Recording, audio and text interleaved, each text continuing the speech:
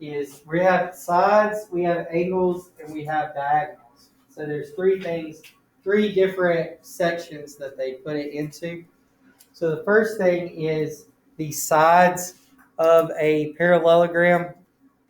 And so when you look at the sides of a parallelogram, they're not marked on your paper, so you want to mark it like this. A parallelogram is a quadrilateral, so the whole unit is talking about quadrilaterals, which are four-sided figures, right? So a parallelogram is a quadrilateral with both pairs of opposite sides parallel. So to be a parallelogram, you have to have two sets of parallel sides. So these two are parallel, so we give them that one arrow. And then to show that there's another set of parallel lines, you give them two arrows. That just shows which ones that they go with. So that's how you get a parallelogram. And the reason it's marked on there is because it's going to be marked on your, when you see a figure. If the figure doesn't have those markings, then a lot of times it's not a parallelogram because you can't prove that they're parallel. So when you see a lot of the problems today, if you see one on like IXL and things, it's going to have those markings. Now, the ones on your worksheet do not have those markings, but the name of the worksheet is properties of parallelograms. So we know that they are all parallelograms, or it wouldn't be in this section. But typically it'll have those. All right, secondly, if a quadrilateral is a parallelogram, the two pairs of opposite sides that we're talking about are also congruent. That means they're also the same. And the way we show them as congruent is with one little line, and then if it's another set, you have two lines. So that means they got to be the same length. So if I know the length of the top parallel line, then I know the length of the bottom. If I know the right, then I know the left. So those are the two things we know about the sides. So we know that both pairs of opposite sides are parallel, and we also know that the pairs of opposite sides are congruent. So we can set them equal to each other. So if we were doing equations like we did yesterday, if this one was like 8x plus 5 and this one was 5x plus 10, we could set them equal to each other because we know that they're congruent. So then we want to look at angles. There's actually three things with angles. The first one is if a quadrilateral is a parallelogram, the two pairs of opposite angles are congruent. So if you know the top left angle, you know the bottom right. And if you know the top right, you know the bottom left. So you know your opposite angles are congruent to each other. They're equal. And this is true for, again, these are properties for all parallelograms. Doesn't matter which one you get, it's always going to be the same. Then, as we move down in angles here, it says if a quadrilateral, and I'll zoom in just a little bit, but if a quadrilateral is a parallelogram, consecutive angles are supplementary. So we talked about the word consecutive yesterday in the parallel lines cut by transversal. But consecutive means straight right beside each other. So angle 1 and 2 would be supplementary, which means they add up to 180. Angle 1 and 4 in this case would be supplementary. 4 and 3 would be supplementary. 3 and 2 would be supplementary. So angles that are consecutive, which means beside each other, are going to add up to 180. So if I know the measure of angle 3, then I could subtract from 180 and get the measure of angle 4. And then, if I know the measure of angle 3 and 4, I know that opposite angles are congruent, so I can get the measure of angle 1 and 2. So basically, I only need to know one angle to solve for all the other three. So if I want to know, all four angles have to add up to 360 in a quadrilateral. But if I just know one angle of a parallelogram, I can get the other three. Okay. Lastly, on angles, if a quadrilateral is a parallelogram and one of the angles is a right angle, and this is not, so the drawing is not a good drawing. That would be a square, right, or a rectangle here. But if a quadrilateral is a parallelogram and one angle is a right angle, then all the angles are right angles. So if one angle is 90, all of them are 90. And that makes sense because if angle 3 would be 90 degrees, consecutive angles are 90. So the one right beside it is 90 degrees. And if we know that opposite angles are congruent, then this angle is 90 degrees. And this angle is 90 degrees. So if one's 90, they're all 90. And that would be a right angles, which would be a square or a rectangle, which is when we're going to go into more quadrilaterals later. Now, the bottom, we're going to talk about their diagonals. So that's where you can make lines inside of the parallelogram, diagonal lines inside of the parallelogram. So if you look at diagonals, there's two of those. And it says, if a quadrilateral is a parallelogram, the diagonals bisect each other. So all you want to do is make a line through each one. So from the top left to the bottom right, from the top right to the bottom left. When it says that they bisect each other, it means it cuts it in half. So this and this are the same. They're half. This and this is half of this entire line. So basically, when it bisects it, it means two. It means it cuts it in two, right in half. And then the last diagonal thing says if a quadrilateral is a parallelogram, the diagonals form two congruent triangles. I guess that kind of makes sense. So if I make a diagonal line through here, this and this are exactly the same, meaning that those are two. If I folded those over each other, I would have two congruent triangles. And it wouldn't matter if I did my diagonal from the top right to the bottom left, or if I did it from the top left to the bottom right. I would still get two congruent triangles. And that's it for parallelograms. There's a lot of properties that are in there, but it's kind of just the basics of what a parallelogram is going to look like. Now, there are some proofs on here. You're not going to have to go into doing the proofs today in your worksheet, but we are going to go over what they are. So exactly the steps for a proof. A proof is just taking properties that we know that are written above, and notice there's 7 of them that we know are true, and it's actually taking those 7 properties and using them when they're needed to solve a problem. Okay, so I'm going to show you at the bottom of page 1. So we are given that ABCD is a parallelogram.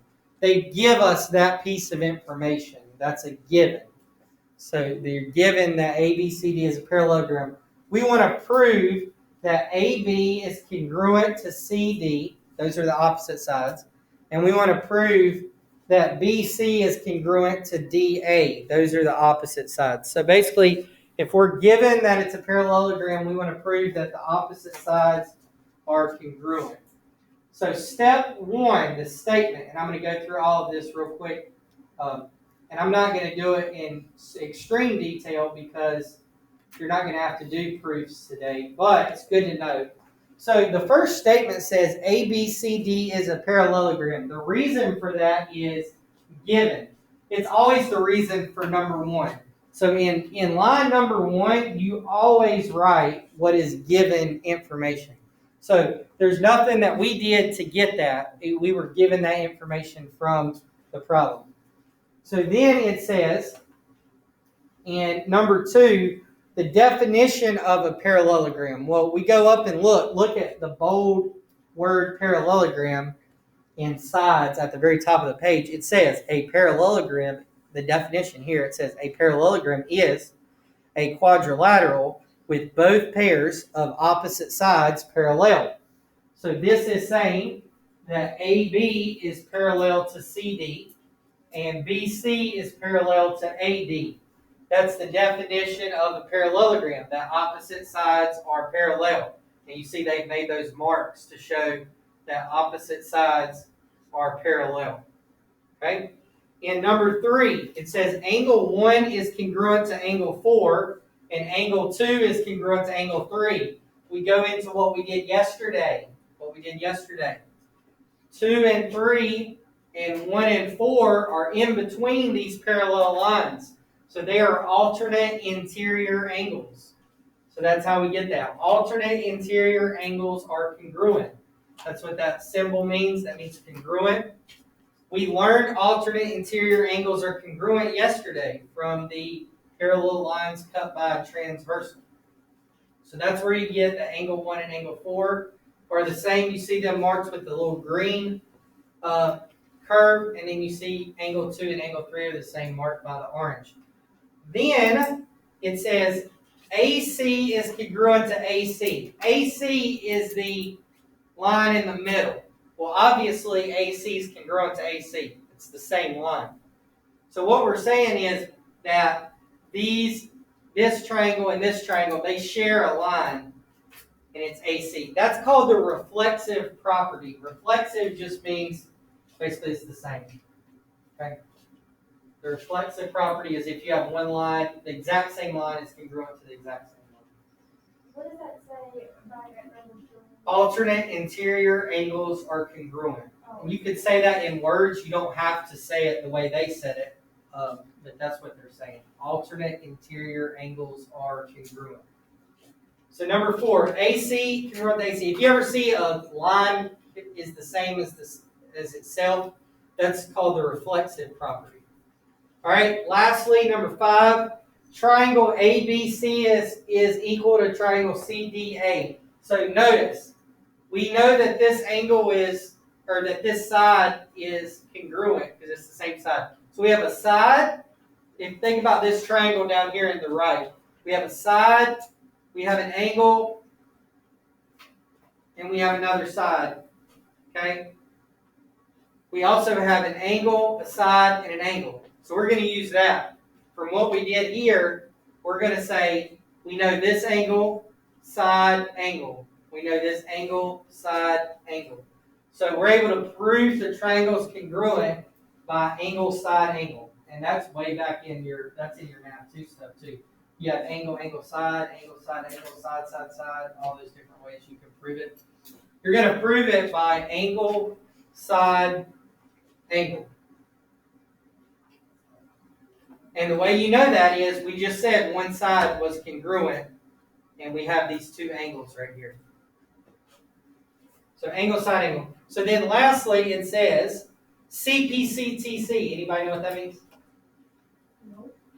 Corresponding parts of congruent triangles are congruent.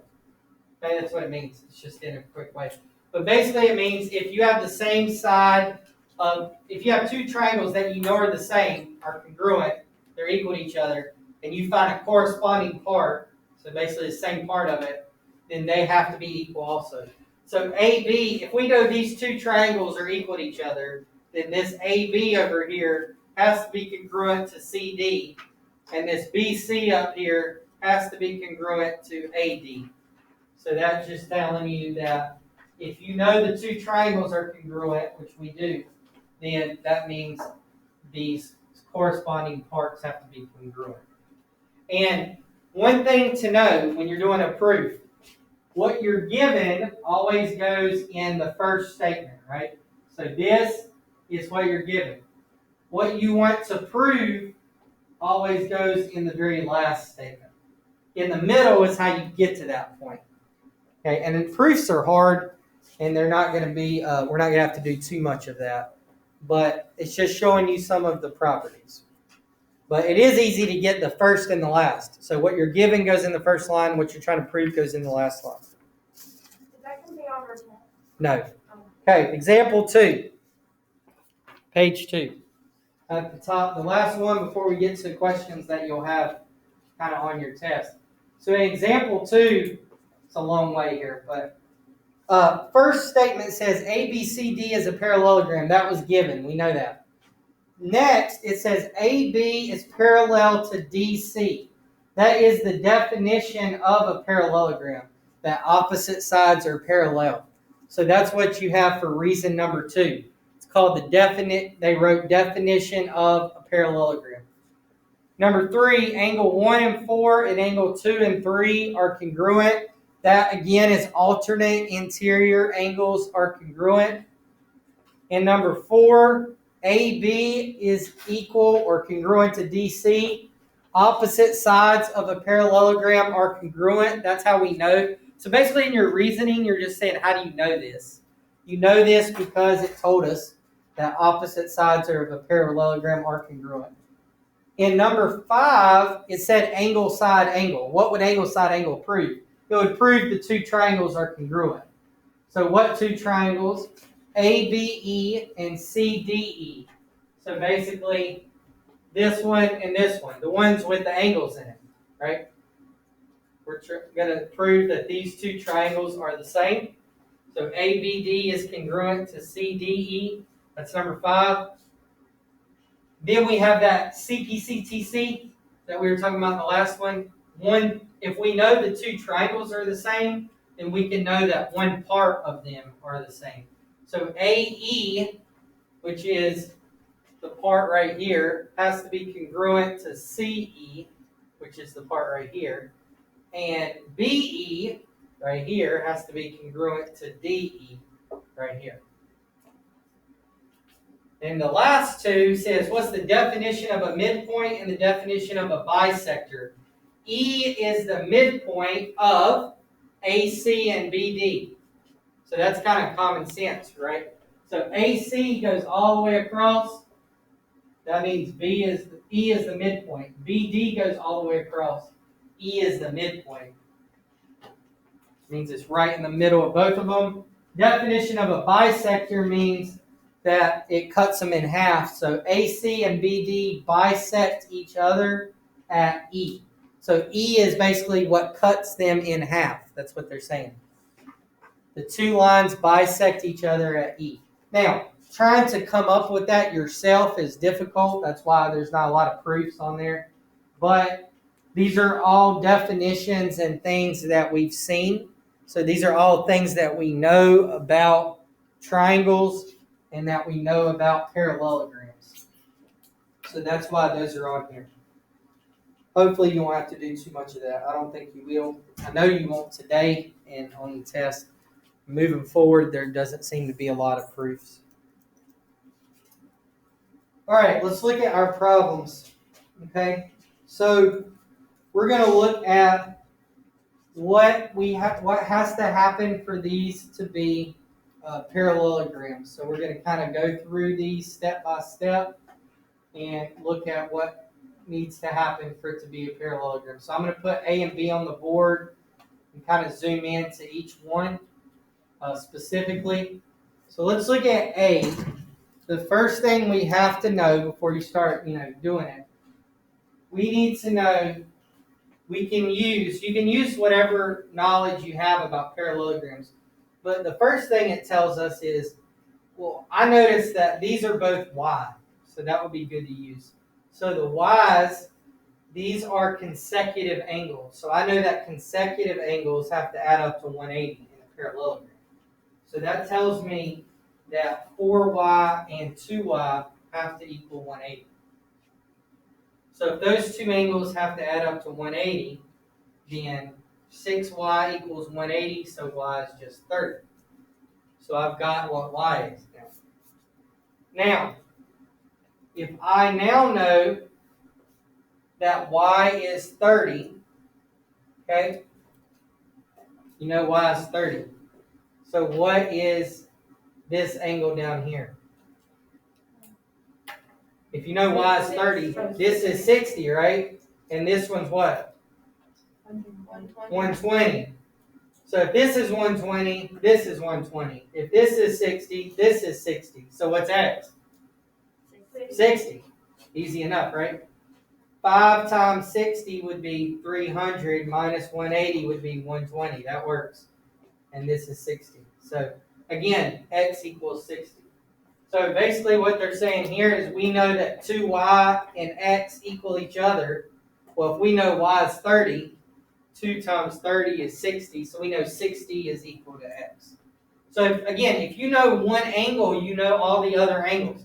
So once we found out that Y equaled 30, then we know 2 times 30 is 60. Well, if this one's 60, this one's also 60. If this one's 60, this one's 120. If this one's 120, this one's also 120. So we've got all the angles. So again, that's the process when you're going through the parallelograms. Okay, let's look at B. B is looking at lines. Okay, so let's look at the first one. We know that these bisect each other. So we're going to look at this line and this line. The reason we picked that line and not this one is because this one going across has x and y. This one going up and down has x and x, so we can solve for x. So we're going to say 5x minus 4, which is the top half of that line, is equal to 2x plus 14, which is the bottom half of that line. So we're going to set them equal to each other because the other line cuts them in half. That bisects it. So we set them equal. So 5x minus 4 equals 2x plus 14. And we're going to solve for x. So we're going to subtract the 2x. We're going to add the 4. We get 3x equals 18. And then we divide by 3 and get x equals 6. Now, once we know that x is 6, we can get the other one because we know that x has to equal to y. Well, if x is 6, that means 6 has to equal 2y. And then we can just divide by 2. So now we know what x is, and we know what y is. We have both. So x is 6, and y is 3. If we wanted to go through and find what those numbers are, we could. If you plugged in 6 for x, you would get 2 times 6 plus 14. That would be 26. 5 times 6 minus 4 would be 26. So that works. And then if x is 6 and y is 3, you get those two sides are 6 each. So that works. So you can always go back and plug in your answer.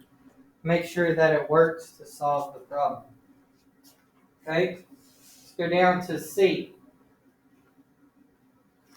So in C, which two should we set equal to each other?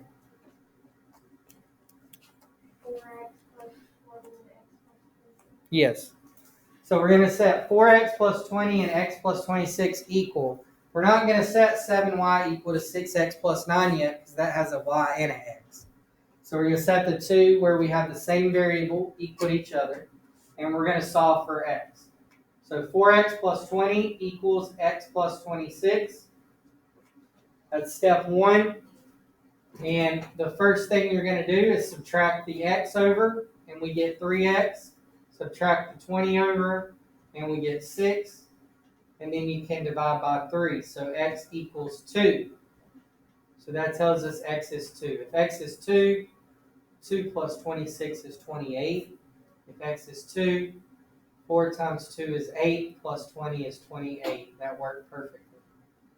If x is 2, then we're going to say 6 times 2 plus 9, be 12 plus 9, which is 21, is equal to 7y. So there we go.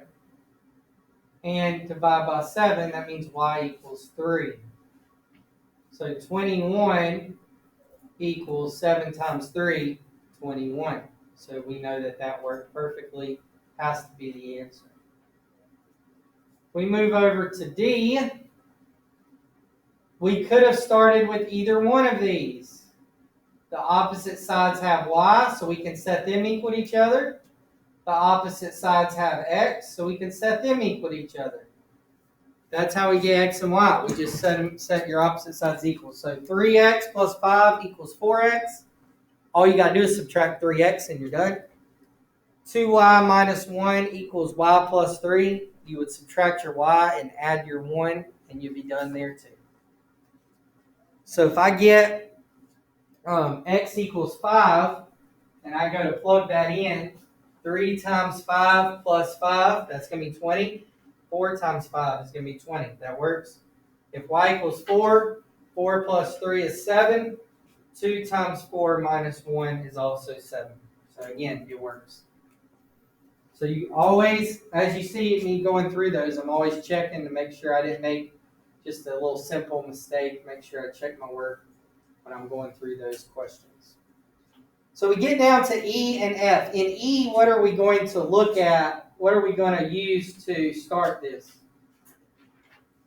What do we know that we can do? Aren't they equal to each other? What?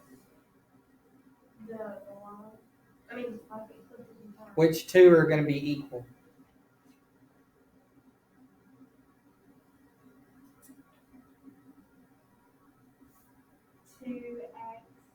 and x 30. Yes. Alternate interior angles are congruent. So 2x and 30. Those are your alternate interior angles. So I know 2x has to equal 30. So what's x going to be? 15.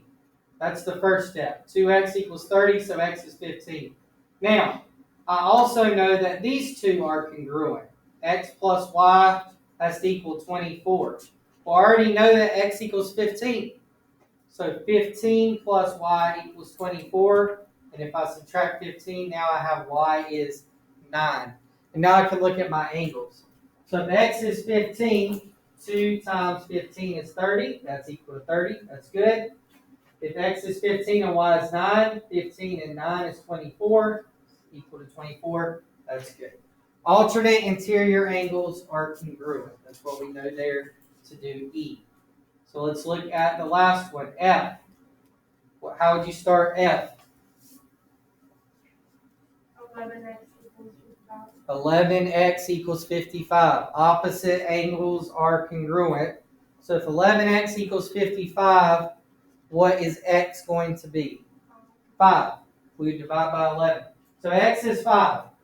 So this tells me x is 5. So this is 55 and this is 55. Now, if I know that these two are 55, what does this and this, what do these two angles have to equal? 125. Yes, 125. They have to be supplementary, right? So they have to add up to 180. So that means if this one's 55, 180 minus 55 gives me 125. So 5y has to equal 125. So I can solve for y by dividing by 5. So y has to equal 25. So I have solved for x and I've solved for y. So my angles are 55 and 55 and then 125 and 125. Remember, to get this, you had to know opposite angles are congruent in a parallelogram, and you had to know consecutive angles are supplementary in a parallelogram. So that takes you through all of the notes for section 2. Now let me show you quickly before we move forward and show you quickly what your work on paper looks like. So the work on paper starts out very simple. It's just asking you to find a missing angle by knowing it's either congruent or supplementary, right? It's either going to be the same or it's going to add up to 180. Then it asks you about missing sides. What do you know about missing sides? Again, super easy to start off with. Now it's going to ask you about how it cuts it in half. So you got to be careful about what you're looking for. Like in number 7, it gives you the answer for half of it, but it asks you what the whole thing would be. Okay, so things like that. Then you get to algebra, like we were doing. These have to add up to 180. So we set them. So we'd say 11x minus 10 plus 80 equals 180, and we would solve for x. These we know have to be equal to each other. These we know have to be supplementary, and things such as that. And that really is all that you will be asked to do as you go through this, okay? You'll be asked to find angles that are either congruent or supplementary. Like here, we know this angle down here and this angle up here should be congruent, so we're just setting them equal to each other. But then look at what it asks for. It asks for the measure of angle G. So you find what x equals, then you plug it in, and you can get the measure of angle G. So you got to be very careful with what it's asking you for. Okay? So just be careful with exactly what it's asking you for in the questions. And that is all the properties of parallelograms that you're going to work through today. If you have a question as you're going through it, you can let me know and I'll come around.